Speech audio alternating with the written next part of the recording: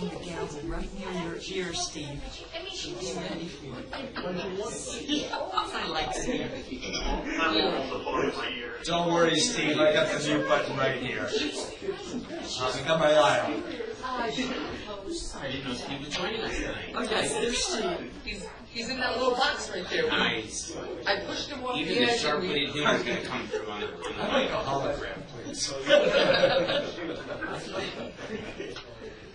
Yo, I'm getting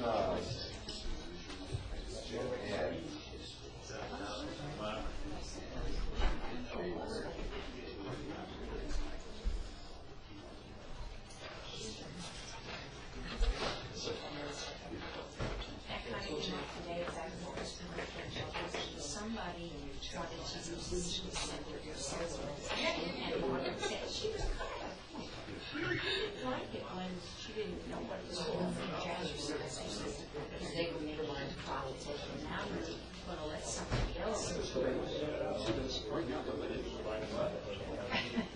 it was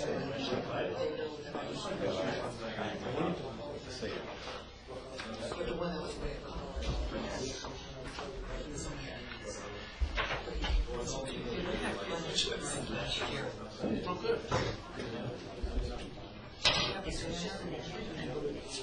Very, very impressive. Great. Just an FYI for you.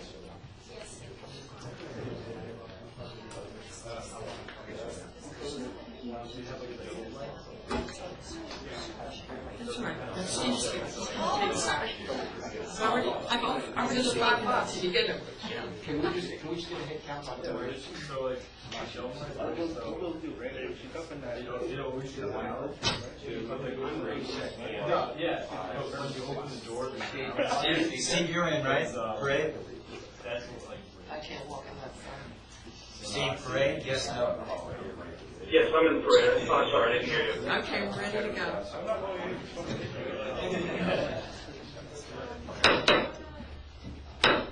To call this meeting of the Town Council to order, please join me in the Pledge of Allegiance. I pledge allegiance to the flag of the United States of America and to the republic for which it stands, one nation, under God, indivisible, with liberty and justice for all. Good job, Steve. Hey, I'm patriotic. Yes, you are. Well, you folks are really lucky. This could be the shortest town council meeting in the history of the world. Thank you. You'd like to get the agenda. Roxanne, would you call the roll? Mr. Allen? Here. Mrs. Davis? Here. Mr. Dombrowski? Mr. Eichelberg? Here. Mr. France? Here.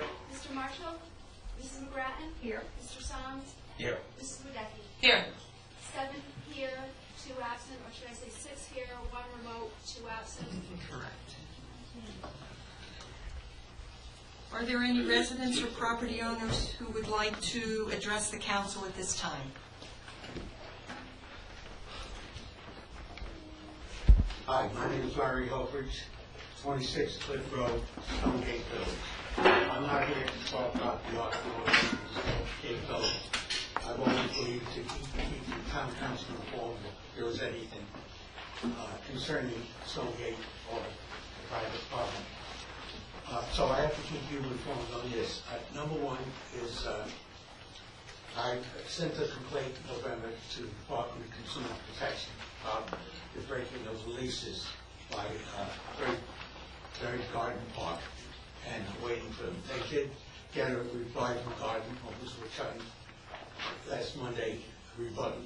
I can't understand why they even answered the way they did.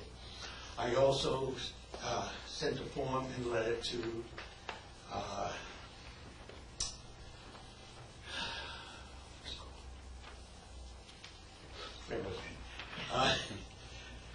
the Attorney General's office concerning the neglecting what I felt was rather wrong of neglecting ignoring the P&Z zone. I also sent both copies. I sent a copy to the would-be presiding judge of both complaints, so the judge is aware of what's going on, and I don't believe he'll be able to rule on something that might be considered legal. So that's where we stand, and I thought I'd keep you informed. Thank you. We appreciate that. Thank you. Any committee, commissions, and board reports at this time? Comments of town councilors? Mr. Soms. I have two things. First, I would like to welcome the Ledyard Police Department back to the center of Ledyard and thank the residents of Ledyard for voting for the police station as well as the budget. Secondly, on a more serious note, there was a long thread on Facebook about fireworks and some really good opinions expressed, and I wanted to share mine. And first remind people that when you set off illegal fireworks in your backyard or in the woods, ones that are rockets are illegal in the state of Connecticut. And I want to share two personal experiences with fireworks. One was some fireworks were set off across the street from my house, and I thought they were pretty cool. Unfortunately, my neighbor, who just returned back from a tour of duty in Iraq, didn't think so. It woke him up, and he thought he was waking up in Iraq because they were loud fireworks. Secondly, I used to mentor kids, and I mentored one kid who was actually 19 years old when this happened. He'd been in the group for a while. He was playing with fireworks and blew off his thumb. And I was the person who drove him to his appointments at Yale New Haven every week to have the surgery done on his thumb. We were at McDonald's one day, and he was walking through with his big gauze wrapping around his thumb, bleeding red out the tip, and you saw a lot of people looking at him, so he held it up and he said, especially the kids were looking at him, don't play with fireworks. And the reason I'm bringing this up is that no one intends that they're going to have an accident with the fireworks. No one intends that they're going to set the woods on fire, or that that the rocket is going to go sideways instead of up and bury itself in someone's body. But those things happen. And the reason they happen is because fireworks are not made under supervision in this country.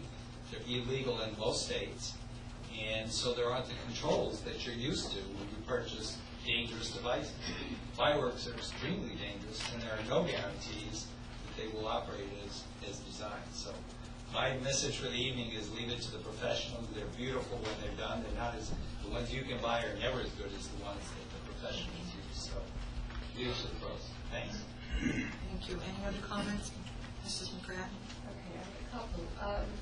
The Commission on for Senior Citizens met today, the first time since February. They had a number of new members, and they got off to a good start. They elected Bob Shem as their chairman.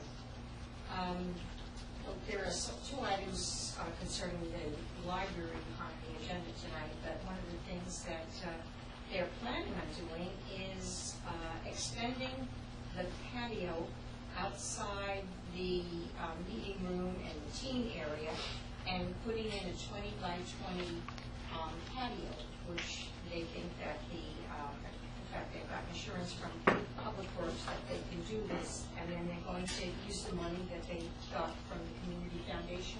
If you remember, maybe 2 years ago, the Community Foundation gave every library in Southeastern Connecticut $100,000, and they still have some money left. So they're going to do this patio and get some furniture, to put it out there. Also, they are going to get a check from the Dime Bank to do a shredding, taking paperwork, and that'll be done in October, free to us. Valentine is donating that. And also, there's another something else I wanted to mention to the our viewing public. There's a it's called Take It to the Box at 4 police departments in the area. You can take your expired medications or unused medications, either prescription or over the counter, and if you just kind of drop it off in the lobby of the police station, no questions asked. And instead of leaving it in your medicine cabinet to be perhaps taken by somebody who shouldn't, this is a way to get rid of it. It's called Take It to the Box. And it's the City of Groton, Town of Groton, City of New London, Town of Waterford, and the Norwich Police Department. And as soon as our police department is up and running, we'll have a box too. That's all. Any other comments? Yeah, just quickly, I'd just like to thank the voters that did turn out to vote for the budget and the referendum. Well, I wish it was more than 15% of the voters making the decision for the whole. But more importantly, the police station vote was fairly close, and I just want to make sure everybody's aware, and I think I can say this speaking for everybody up here on the council, is that we're going to scrutinize the dollars spent on that very closely so that we're going to get absolutely everything we can for the right price. Any other comments? I just make one comment, and that is also on the forum. There was some folks that mentioned they had no idea there was a referendum. And although we're kind of surprised when somebody says they weren't aware there was a referendum, because we think we're doing a good job in communicating. And certainly we think we've touched all the bases, but there are also, just like I remember Mr. Eichelberg saying that during the hurricane there were people that didn't know where the shelters were, that despite the fact we think we are doing a good job, and I do think we are doing a good job, there are still those people we're not touching, so we're always still looking for ideas of where to communicate. And then just also thank the building committee for doing a good job. I think the building committee's first really big project, so have a lot of work in front of them. Any other comments? Minutes. So moved, all three. Second. Motion's been made and seconded. Roxanne? Mrs. McGrattan? Yes. Mr. Soms? Yes. Mrs. Wadecki? Yes. Mr. Allen? Yes. Mrs. Davis? Yes. Mr. Eichelberg? Yes. Mr. France? Yes. 7 in favor, 0 opposed. Motion carries. You would have received your communications. Oh, no, there were no communications. There's a list, yes. There is a list. There were none today. That's correct. Okay. And referrals, subcommittee liaison reports, admin, Mr. Eichelberg. The administration committee has not met since our last meeting, so we have nothing new to report. Community services, Mr. Marshall's not here. Anybody from the committee? He's still massaging some of the job descriptions, and we haven't met again since. Okay. Finance. Finance committee met prior to this meeting, and we discussed, we brought forward the other thing that was discussed during the meeting was an update on the sawmill work. Mr. Fossum, the Historic Commission, came to present the updated status, going to be held an open house for the bid process. He had a contractor come there to observe, and he's received bids, and so that's where we are in the process. Once we receive the bids back, we'll make a decision on moving forward with that. Next Thursday is the bid opening. Thank you. Any questions for finance? IT? IT has not met since the last town council. Land use. Anybody on land use have anything to report? We have not met either. Board of Education liaison? Yep. The Board of Ed did meet on last Wednesday, it was the 15th. I'd like to congratulate Bethany DeVoe and Nathan Phelps from the middle school, as well as Anthony Saccone, I should say, and Kelsey Johnson from the high school. All 4 of those students were recipients of the Student Leadership Awards for the state of Connecticut, so congratulations to them. Also, congratulations to the boys track team for the ECC championship. Attendance, again, this year was on par with last year at 96%, which the board is very happy with. I'll briefly talk about the Ledyard Senior Experience. It's a pilot program they've been doing. This is their 4th year, and what they're doing is a group of seniors takes a half-credit course, and they focus on something that they're very passionate about. It involves time in the field as well as a classroom, and ultimately a 30-minute presentation with faculty. And the students that were part of this pilot program again this year focus on anything from firefighting to Let me look at this one. It's a tough one. DNA extraction from dinoflagellates. I mean, heavy-duty stuff. Apparently this one does now. So, but these kids are putting these things on their both resumes and their college applications, and it's a great thing to do. Yep, absolutely. Big topic for discussion was changing the scheduling at the high school. 8 out of 10 parents oppose the current schedule, and at least as many of the teachers do. So the recommendation, which has not yet been voted on, is to go back to a traditional A-B block scheduling. So Mondays and Wednesdays, or Tuesday and Thursday, Monday, or Wednesday and Friday, you have the same type of schedule instead of the 8 classes on Mondays that they currently have and then continuing through. So, but the recommendations are strong to go back to the traditional block schedule, so that'll probably happen.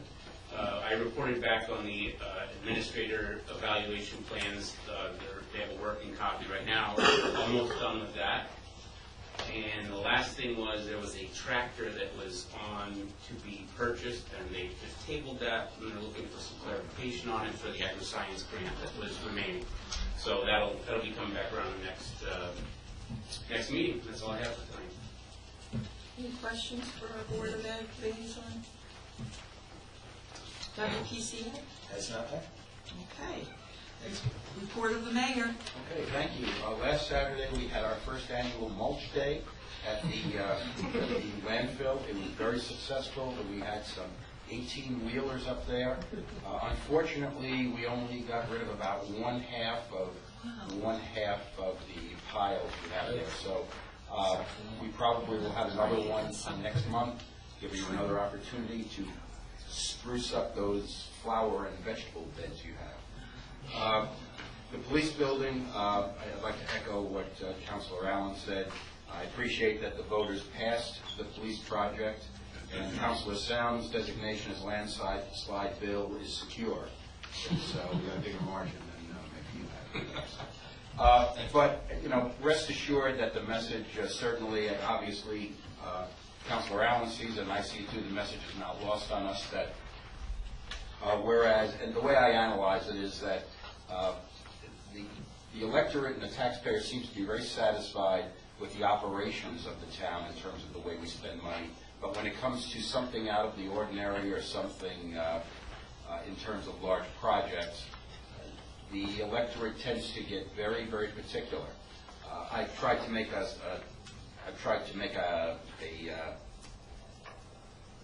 I don't know what the right word is, but I enjoy analyzing every election, every referendum to see what the message is from the taxpayer, and I think that's something we should do. And as you look back in history at different referenda, they're all over the place. You know, I find it amazing.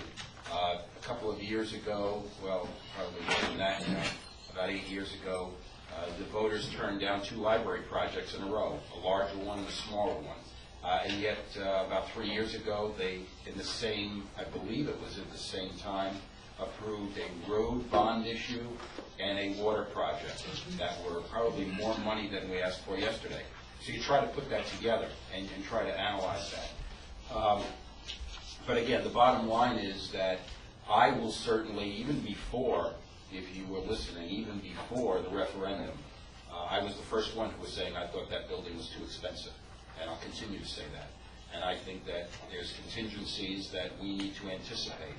I plan to meet with the architect who did the plans, not necessarily saying that he will be the architect for the project, but to talk about that a little bit. And I plan to address the building committee also to carry the message that I'm sure they already received, which is that we need to be extremely careful, because if we do not build that building for less than $6.5 million, we may not see another building project in this town for a long time. So the message has been received, and I thank the voters for that.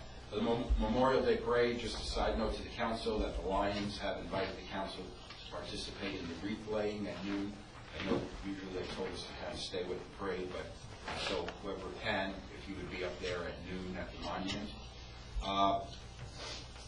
There were, many of you may have heard the loud blast today, this afternoon, and wondered what that was. This was a case where we did had some notice of what it was. There was some testing being done over at, some training being done over at the Norwich Hospital, and the conditions were just right for the noise to carry because of the weather we had. It just gave us an opportunity to echo what Councilor Davis and Councilor Salms talked about, to maybe use the notification system that we have to let people know, for no other reason, that people don't get worried about it, and again, just to let people know things that we know in advance. Finally, at the Council of Governments meeting last week was a very good discussion between ourselves and some of our legislators concerning some of the initiatives, legislative initiatives in Hartford, which will ultimately lead to mandates. There are two in particular that are getting some attention. One is heart and hypertension, where emergency services workers who exhibited a cardiac arrest or some type of heart problem after their working hours would be eligible for certain compensation. I know that's been talked about in the state for many, many years.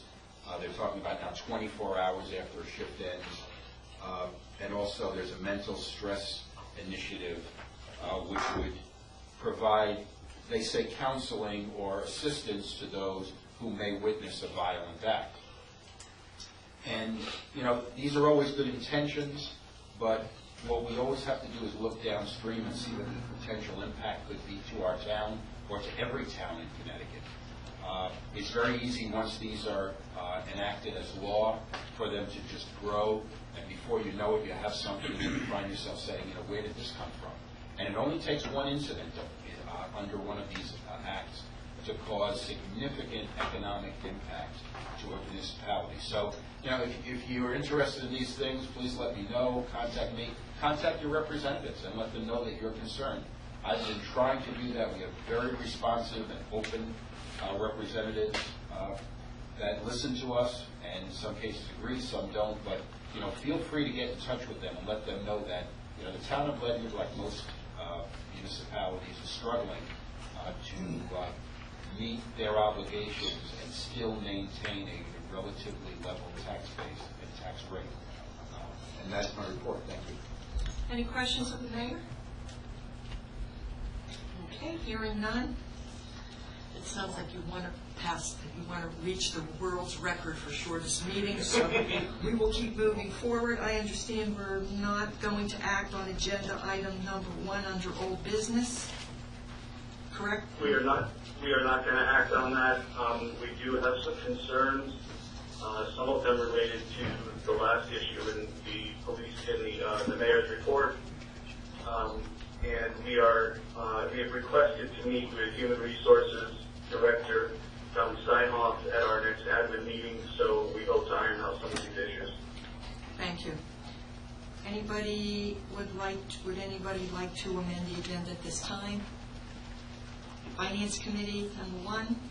Make a motion to adopt proposed amendments to ordinance number 114, an ordinance amending an ordinance authorizing the town of Ledyard to make appropriations for the furnishing of ambulance service as contained in the draft dated May 1st, 2013. Second.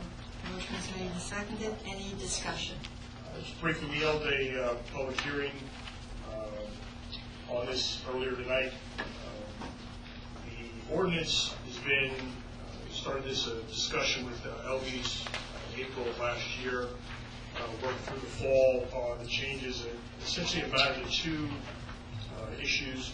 The ordinance specified a fairly cumbersome formula for calculating the amount of money to be withdrawn from the fund into the budget each year related to 10% of non-Medicaid expenses. And secondly was the threshold that was established many years ago, $200,000 minimum in there, was not sufficient to cover reasonable expenses that the LBs would have for capital. So we worked through the fall. The LBs took it back to their membership. We engaged in May, and were able to iron out those 2 issues to change the ordinance to 10% of the balance, which is a very simple calculation as of the end of the previous fiscal year, which limits the amount of money that can be withdrawn from that account and put to the budget for next year. And secondly, to raise the threshold to $400,000, which allows for the purchase of an ambulance is one of the major capital expenses they have, the rent that they have each year for the building, and a year's worth of operational costs. Thank you. Are there any questions? Just a comment, it's not really rent, they have to pay $100,000 bond for the building because they agreed to do that for 20 years when the building was built. And it was a long time in coming to get agreement on this, but we have gotten there. Thank you. Thank you for your hard work. Any other questions? Roxanne, would you call the roll? Mr. Song? Yes. Mrs. Wadecki? Yes. Mr. Allen? Yes. Mrs. Davis? Yes. Mr. Eichelberg? Yes. Mr. France? Yes. Mrs. McGrattan? Yes. 7 in favor, 1 zero opposed. Motion carries. Agenda item number 2. Make a motion to set a public hearing date for June 12, 2013 at 6:45 p.m. to be held in the council chambers, 741 Colonel Ledyard Highway, to receive comment and recommendations regarding the proposed project to install an automatic door opener at the Bill Library and energy-efficient HVAC system at the Gales Ferry Library in order to be eligible for Neighborhood Assistance Act tax credits. Second. I'd like to make a friendly amendment in the second half, an energy-efficient HVAC system, including conversion to natural gas at the Gales Ferry Library. Friendly amendment. Any further discussion? Just briefly, very familiar with the Neighborhood Assistance Act. Previously, the Gales Ferry Volunteer Fire Department used it as part of the funding for their conversion to natural gas. Essentially, this is the local community businesses generate a tax credit under the Neighborhood Assistance Act. So once we approve this allows the library to apply for this funding and then seek out local businesses who will then fund the effort, and the business will get a tax credit for the donation. It's a win-win for everybody. Any other questions? Roxanne, would you call the roll? Mrs. Wadecki? Yes. Mr. Allen? Yes. Mrs. Davis? Yes. Mr. Eichelberg? Yes. Mr. France? Yes. Mrs. McGrattan? Yes. Mr. Song? Yes. 7 in favor, 0 opposed. Motion carries. At this time, I will waive the discuss work session Motion to issues adjourn. in order to have the world's shortest town council meeting in the history of the town of Ledyard. You guys are so lucky. We are adjourned without objection. You guys are lucky.